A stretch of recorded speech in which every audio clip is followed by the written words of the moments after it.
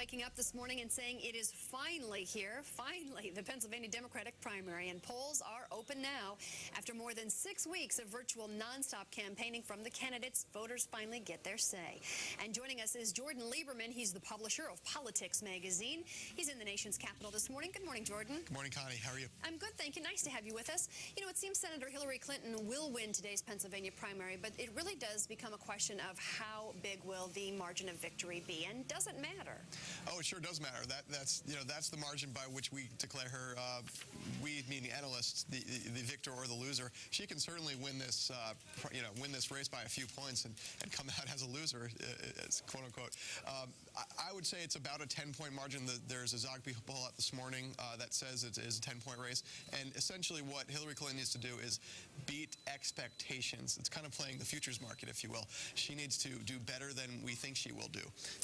We think she will do about 10 points, a 45-55 margin. If it is less than that, Barack Obama is well on his way to the nomination. If she does better than that, this goes on for longer.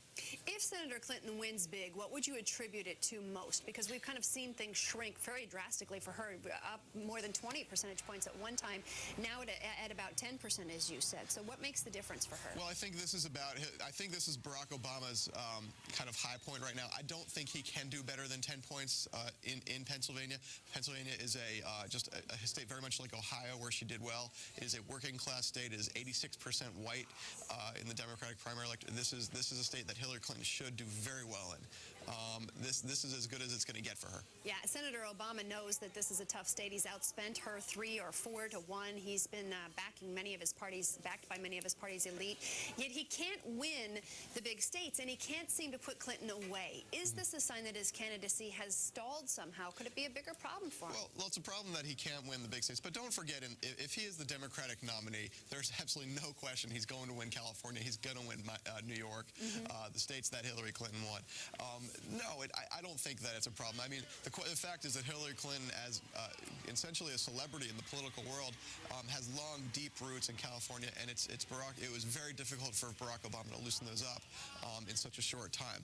The fact is, the purple states are where Barack Obama is winning, and if I were a Democratic superdelegate, I would be looking for a candidate that can win in the South and in the Midwest, and that's Barack Obama. Okay, now this morning the New York Times is giving an interesting take on a potential for a Clinton-Obama or Obama-Clinton presidential ticket, basically saying just about everyone in the Democratic Party loves the idea, except the actual candidates for largely personal reasons. So do you buy that, and do you think the two would ever be able to put their differences aside?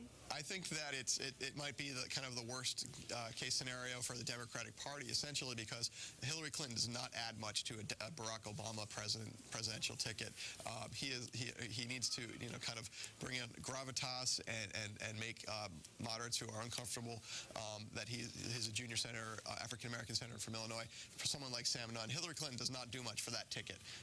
It does parallel the Kennedy LBJ model, but in modern times it does not really bode well for the Democratic Party to put these people on the ticket together. All right, Jordan Lieberman, publisher of Politics Magazine, thank you for joining us from the nation's capital this morning.